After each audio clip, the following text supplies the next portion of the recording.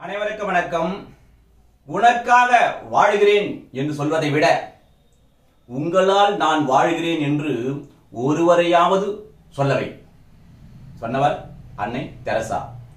இன்றைய வகுப்பில் இந்திய சாட்சிய சட்டம் அத்தியாயம் 2 ரெலவன்சி ஆஃப் ஃபேக்ட்ஸ், நிகழ்மைகளின் தொடர்புடைமை பற்றிய இந்த அத்தியாயத்தில் இருக்கின்ற பிரிவுகள் 5 முதல் 55 வரை உள்ள பிரிவுகளை நாம் தொடர்ந்து பார்த்துக் கொண்டு வருகிறோம். அதில் உள்ள ஒரு சப்ஹெட்டிங் என்னது? Judgements of court of justice when relevant. நீதிமன்றங்களின் தீர்ப்புகள் எப்பொழுது தொடர்புடையது? இதில் இருக்கின்ற 5 பிரிவுகள் மிக மிக முக்கியமானது, 40 முதல் 44 வரை. இன்று நாம் பார்க்க இருப்பது இந்த சப்ஹெட்டிங்கில் இருக்கின்ற கடைசி பிரிவான பிரிவு 44 என்ன சொல்கின்றது என்பதை பற்றி இப்பொழுது நாம் பார்ப்போம்.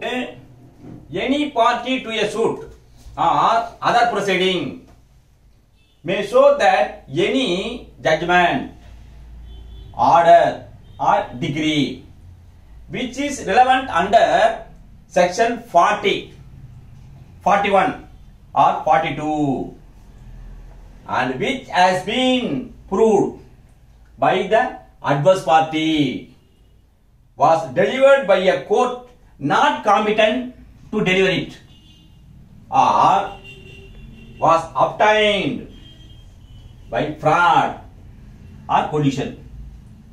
இந்த பிரிவு என்ன சொல்லுது?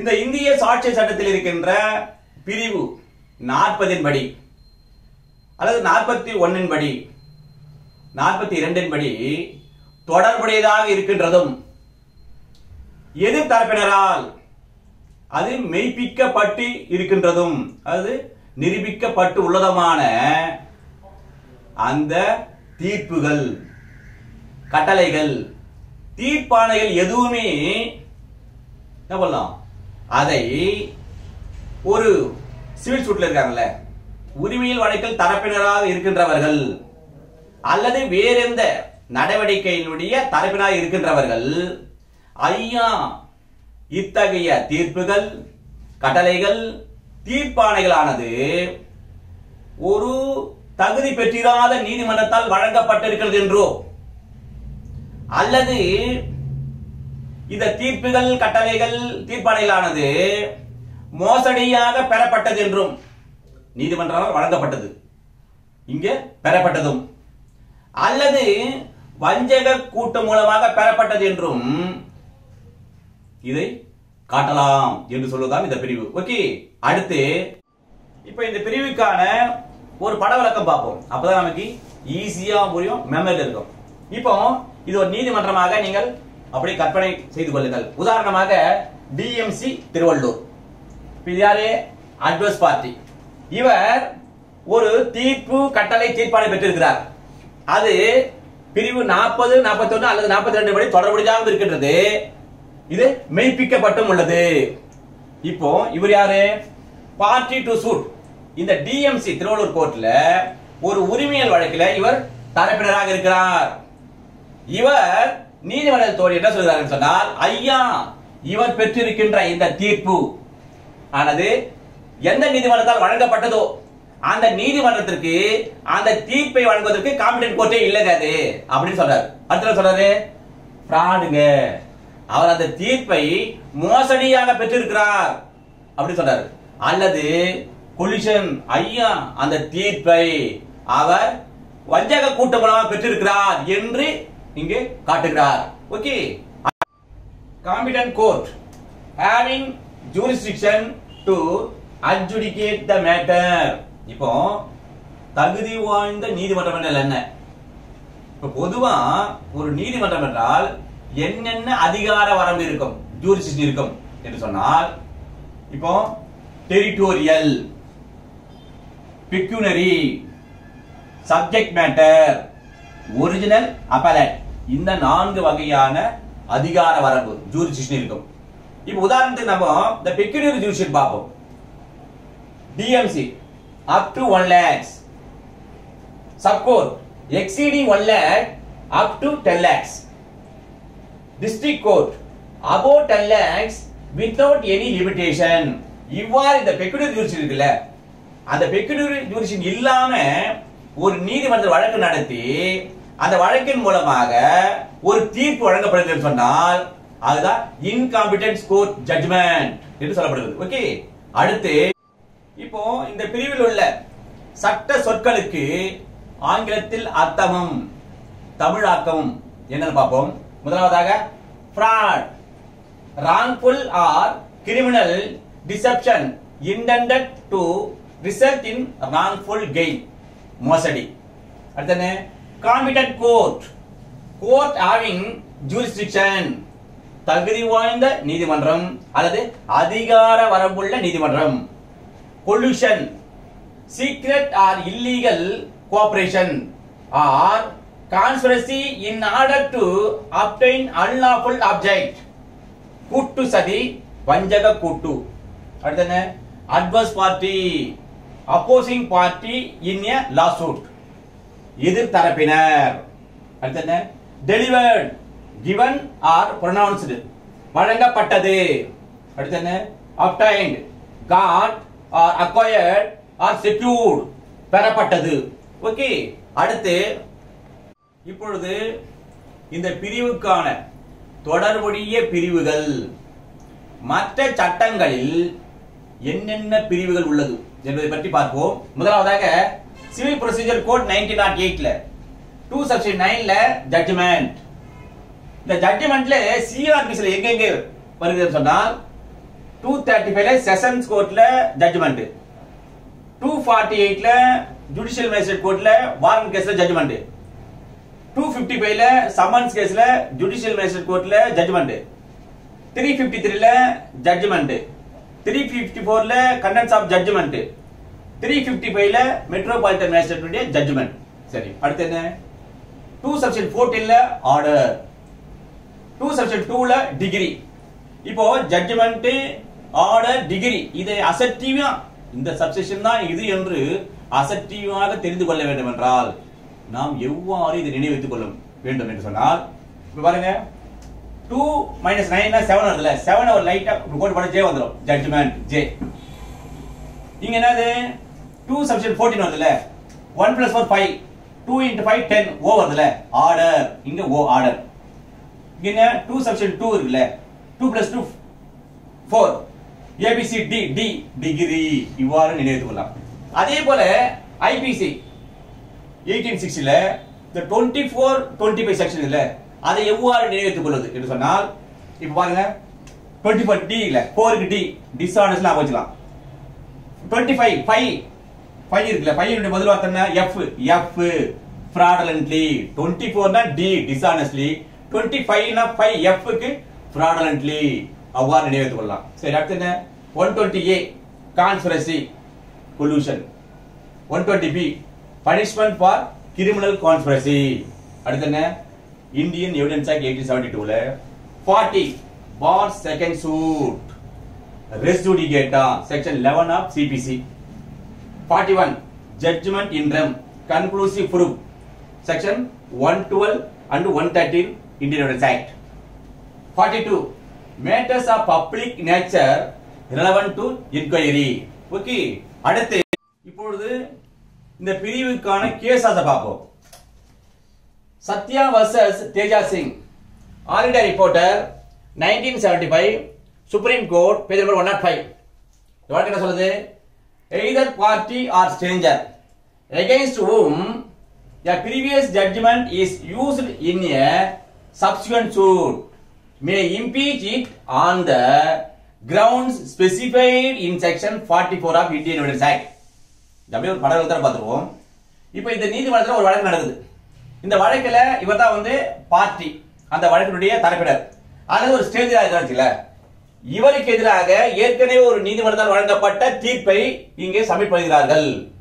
அப்பொழுது இவர் என்ன சொல்கிறார் என்று சொன்னால், ஐயா இந்த தீர்ப்பானது ஏற்கனவே வழங்கிய இந்த நீதிமன்றத்தை வழங்கி இருக்காங்கல்ல, இந்த நீதிமன்றத்திற்கு அதிகார வரம்பு இல்ல, இன்காம்பிடன்ட் கோர்ட் என்று அவர் இம்பீச் பண்ணலாம், அல்லது ஃப்ராடுங்க மோசடியாக பெறப்பட்டது என்று இம்பீச் பண்ணலாம், அல்லது கொலிஷன் வஞ்சக கூட்டால் பெறப்பட்டது என்று இவர் இந்த நீதிமன்றத்தில் இம்பீச் பண்ணலாம் என்று சொல்லுகின்ற வழக்கு தான் இது. ஓகே, அடுத்து இரண்டாவது வழக்கு சிராஜ் பாத்மா வர்சஸ் மெகபூத் அலி.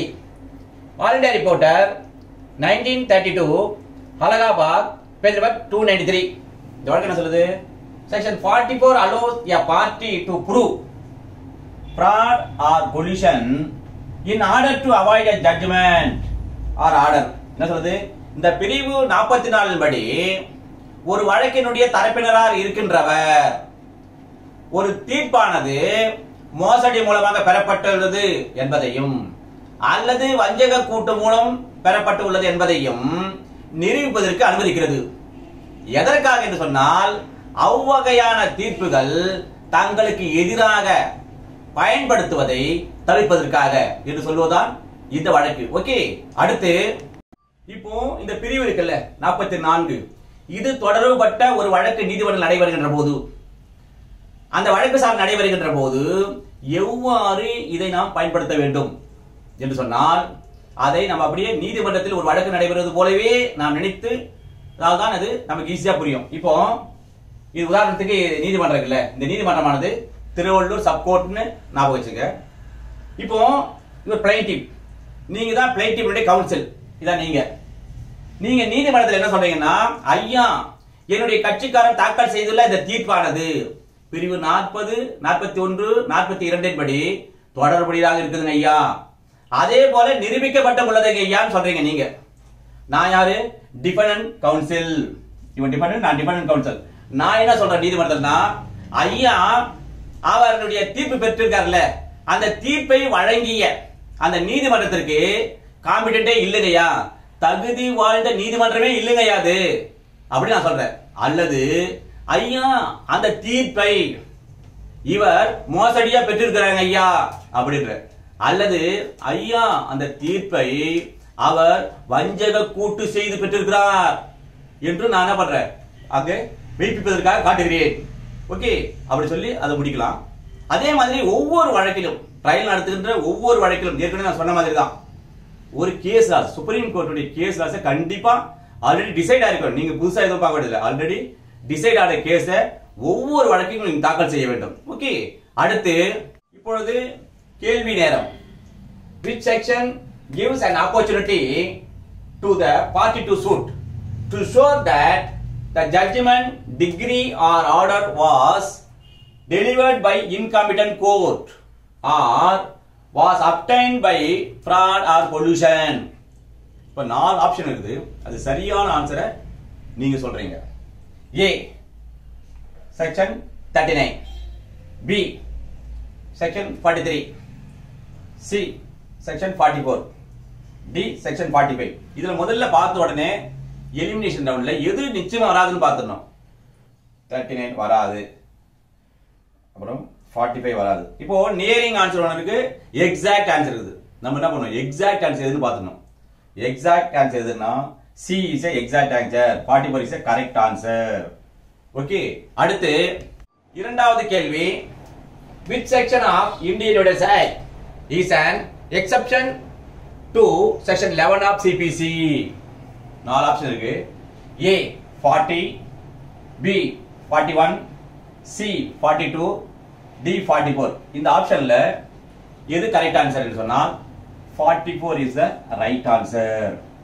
இப்போ இது ஒரு இதுலயே 3 क्वेश्चन பார்க்கலாம். இப்போ இந்த கேஸ் லாஸ் இருக்குல, இந்த மாதிரி ஒரு 4 கேஸ் லாஸ் கொடுப்பாங்க. எந்த கேஸ் லாஸ் இது ரிலேட்டட் சொன்னா என்ன பண்ணும், இந்த கேஸ் லாஸ் டிக் பண்ணனும். Velappan vs Peter Thomas, all India reporter 1979 Kerala, page number 194. இந்த கேஸ் லாஸ் டிக் பண்ணிடணும். சப்போஸ் இதுவே வந்து என்ன பண்ணுவாங்க, ஆன்சரா கொடுப்பாங்க, கேள்வி 44 ஆகும். அப்போ என்ன பண்ணணும், 11 டிக் பண்ணணும். இப்போ இது மாதிரி 3 கேள்விகள் வருகின்றது, 3 பதிலுக்கு நாம் தயாரா இருக்கணும். மூன்றாவது கேள்வி. The section 44 of Indian Evidence Act applies to 4 option இருக்குது. A civil proceeding, B criminal proceeding, C both civil and criminal proceeding, D neither civil nor criminal. இந்த 4 ஆப்ஷன்ல எது சரியான ஆன்சர் என்று சொன்னால் C is a சரியான ஆன்சர், civil and criminal. இப்போ இதே ஒரு கேஸஸ் கொடுத்துறாங்க, 4 கேஸஸ் கொடுத்துறாங்க சொன்னா, அப்போ எந்த கேஸஸ் நீங்க டிக் பண்ணணும் அப்படி சொன்னா, கேஸ்லாம் Satya vs Teja Singh, all India reporter 1975 supreme court page number 105 இந்த கேஸஸ் டிக் பண்ண வேண்டும். ஓகே, அடுத்து நான்காவது கேள்வி, does a judgment in rem or personam can be attacked on the ground of incompetence of court that delivered it? நாலு option இருக்கு. A yes under 44 of Indian Evidence Act. B yes under 41 of Indian Evidence Act. C both A and B. D none of the above. இந்த நாலு option பார்த்துட்டு எது right answer சொன்னா A is a correct answer. இவரை tick பண்ணணும்.